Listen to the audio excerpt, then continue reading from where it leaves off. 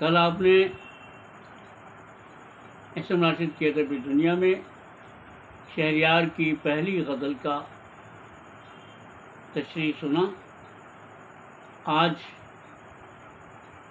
ان کی دوسری غزل کی تشریح پیش کرنے جا رہے ہیں سید حسن صاحب. مجھے امید ہے کہ آپ کو یقیناً تمام طلباء طالبات کو جو اردو کی تعلیم حاصل کر رہے ہیں ویسٹ بنگال بورڈ کا ایگزامینیشن دیں گے، کہیں نہ کہیں ان کو اس سے ضرور فائدہ ملے گا. اسی امید کے ساتھ ہم آپ کے سامنے پیش ہو رہے ہیں. اگر کسی قسم کی کوئی آپ کو تجویز ہو اور کچھ اور جاننا چاہتے ہیں تو ضرور سے ضرور ہمیں بتائیے. ہم کوشش کریں گے کہ آپ تک وہ باتیں پہنچا سکے. تو پیش خدمت ہے ان کی شہریار صاحب کی دوسری غزل کی تشریح پیش کرتا ہے سید حسن صاحب. محترم ناظرین، آپ کے سامنے لے کر حاضر ہوئے ہیں شہریار کا دوسرا کلام یعنی دوسری غزل، اور آپ کا بھائی سید حسن آپ کی خدمت میں حاضر ہے. میری درخواست ہے کہ اگر آپ کو میری تشریح یا میرا خلاصہ پسند آئے اسے ضرور اسے شیئر کریں اور اپنے کمنٹ سے، اپنے خیالات سے، اپنے تجزیے سے مجھے میری روشنی بڑھائیں. اگر کہیں چوک ہو گئی ہو تو میری نشاندہی کر دیں، میں آپ کا ممنون ہوں گا.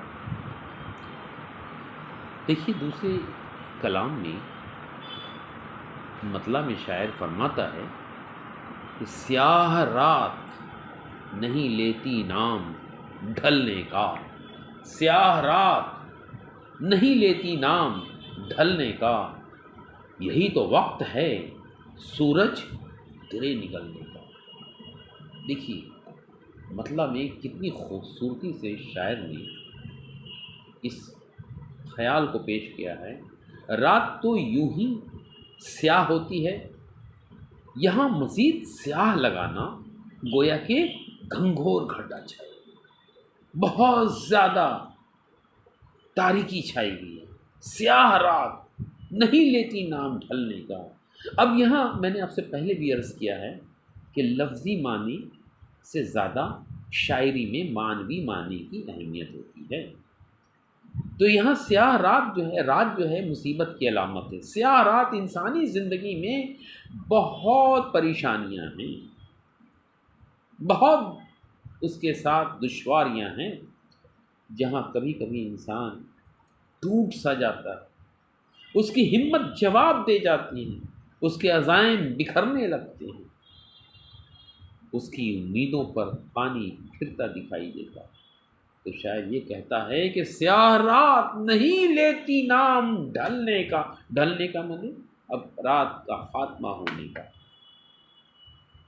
یہیں پر ثانی مصرع میں شاعر یہی اس کا جواب دیتے ہیں، اسے یقین دلاتے ہیں، یہی تو وقت ہے، یہی تو وقت ہے سورج تیرے نکلنے کا. اور دیکھیے جب سورج نکلتا ہے تو رات کا نام و نشان مٹا دیتا ہے. یہ قانون فطرت ہے کہ اللہ کبھی تاریکی سے روشنی کی طرف لاتا ہے اور کبھی روشنی سے تاریکی کی طرف لاتا ہے. دراصل اس میں ایک نقطہ ہے کہ انسان کی زندگی میں دکھ اور سکھ دونوں ہیں.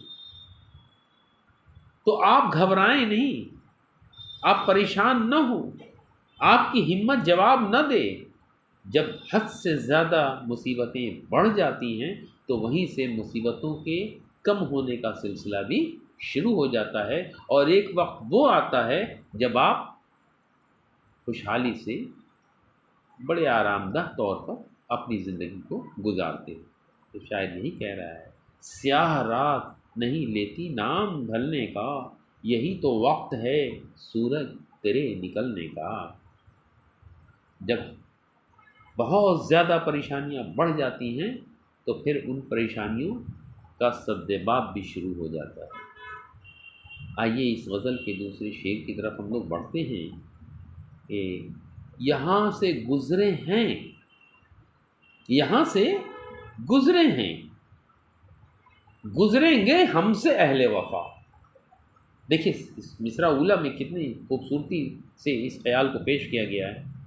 یہاں سے گزرے ہیں، گزرے ہیں کہ معنی یہاں سے رخصت ہو چکے ہیں، اس دنیا سے ایسے لوگ جا چکے ہیں۔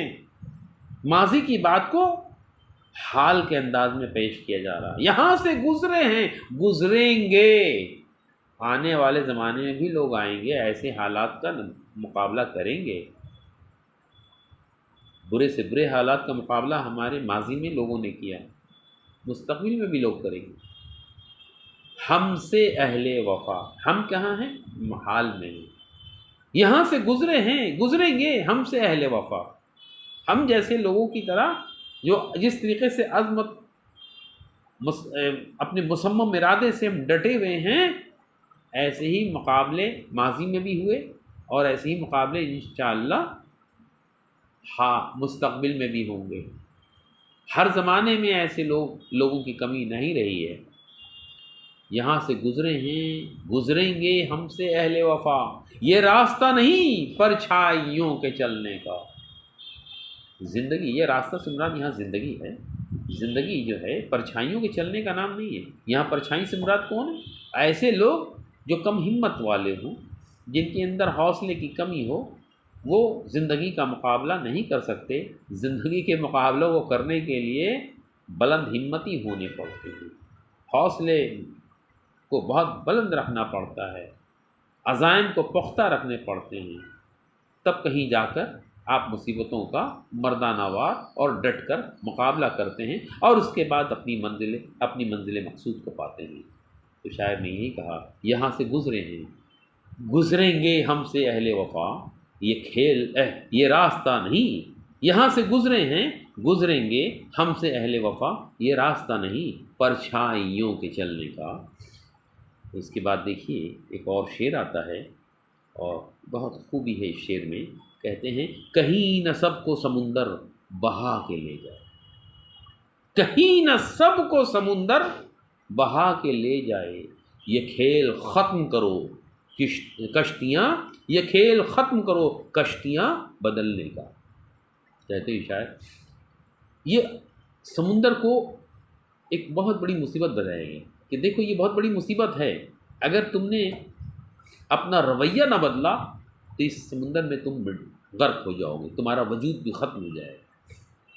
شکر مناؤ کہ مصیبتوں کا پہاڑ بھی آیا نہیں، ورنہ ہمارا خاتمہ ہو جاتا۔ یہ کھیل ختم کرو، کیا کیسا کھیل؟ کشتیاں بدلنے کا۔ جو لوگ جن کے پاس کوئی ایک مطمع نظر نہیں ہوتا، جن کے پاس کوئی ایک زندگی کو گزارنے کا ایک سلیقہ نہیں ہوتا،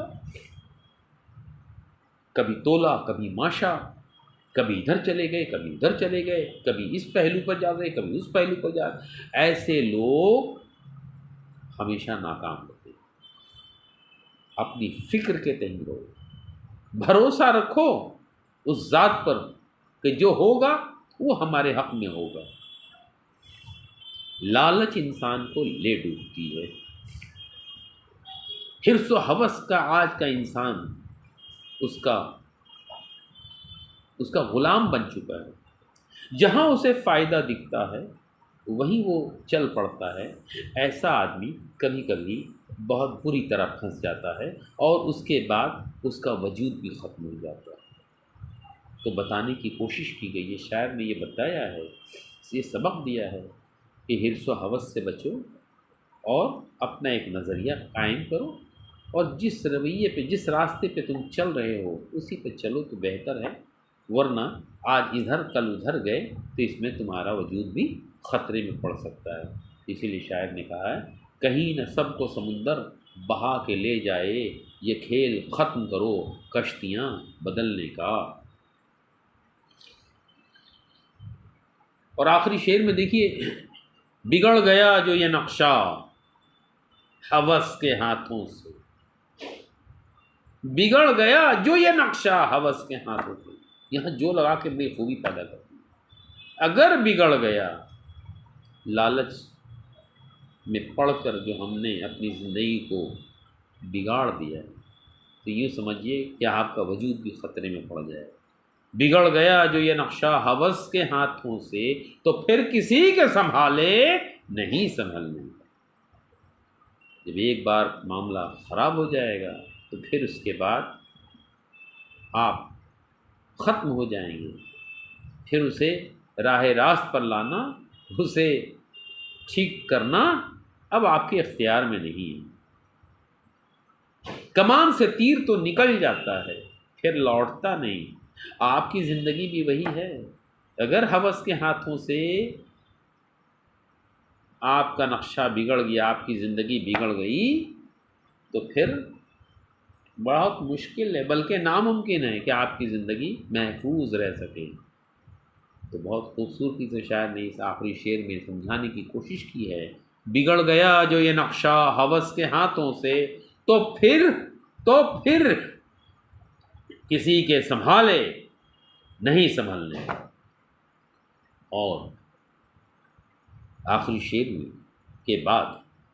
شعر کے بعد مقطع میں دیکھیے، جیسا کہ میں نے آپ سے عرض کیا یہاں بھی تخلص شاعر نے استعمال نہیں کیا، لیکن بہرحال اس کی حیثیت مقطع کی ہی رہے گی۔ زمین نے کر لیا کیا تیرگی سے سمجھوتا،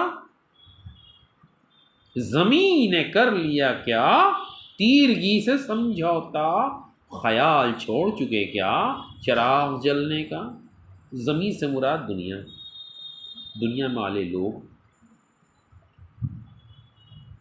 تیرگی کے معنی تاریکی، اندھیرا، سمجھوتا کے معنی سانٹھ گانٹھ کر لینا، ساز باز کر لینا، یعنی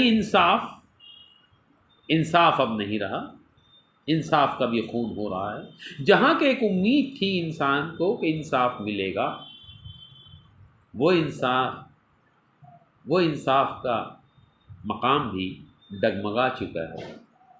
اسی لیے شاید اس کا وہ یقین جو ہے کمزور پڑتا جا رہا ہے۔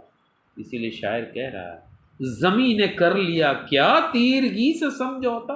تیرگی خرابی کی علامت ہے، برائی کی علامت ہے، جو ہماری زندگی میں، ہمارے سماج میں، ہمارے معاشرے میں چاروں طرف پھیلا دیا گیا ہے۔ یہ لعنت پھیل چکی ہے ہر طرف، بس ظلم و تشدد کا بازار گرم۔ اب ایسی صورتحال میں انصاف جو ہے اس کا بھی خون ہوتا جا رہا ہے۔ جہاں سے انسان کو امید تھی کہ یہاں سے اس کو انصاف ملے گا، وہ جگہ بھی اب محفوظ نہیں۔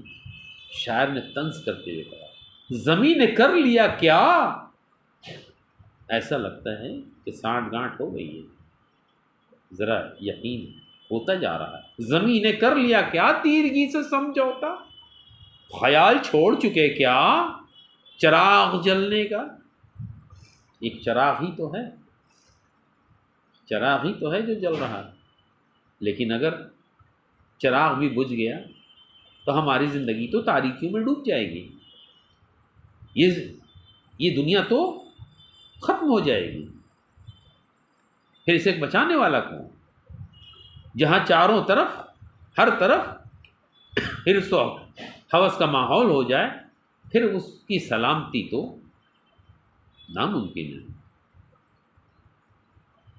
تو شہریار صاحب نے بڑے خوبصورت انداز میں، اپنی مخصوص انداز میں اس شعر کو پیش کیا ہے، اس غزل کو پیش کیا ہے۔ دونوں غزلیں آپ کے سامنے ہم نے اپنے حساب سے جو ہم نے سمجھا ہے وہ پیش کرنے کی کوشش کی ہے۔ اگر ہمارے بزرگ، اگر اساتذہ کرام بھی اس کو دیکھ رہے ہوں اور اس میں کچھ کمی کا احساس ہو رہا ہو تو ہمیں نشاندہی کر دیں، میں سمجھوں گا یہی سب سے بڑی محبت ہوگی۔ اور بچوں کو اگر کچھ سمجھ میں آیا ہو تو میں ان سے درخواست کروں گا کہ آپ ضرور اس کو آگے بھی شیئر کریں اور دوسروں کو بھی موقع دیں کہ علم کا معاملہ ایسا ہے کہ ایک شعر اس سلسلے پہ مجھے یاد آ رہا ہے جو آپ کے سامنے پیش کرنا چاہتا ہوں کہ جو سیکھو کسی کو سکھاتے چلو، جو سیکھو کسی کو سکھاتے چلو، دیے سے دیے کو جلاتے چلو، دیے سے دیے کو جلاتے چلو۔ تو امید ہے آپ کو یہ تشریح یا خلاصہ ہمارا پسند آیا ہوگا۔ انشاءاللہ پھر ملاقات ہوگی۔ السلام علیکم۔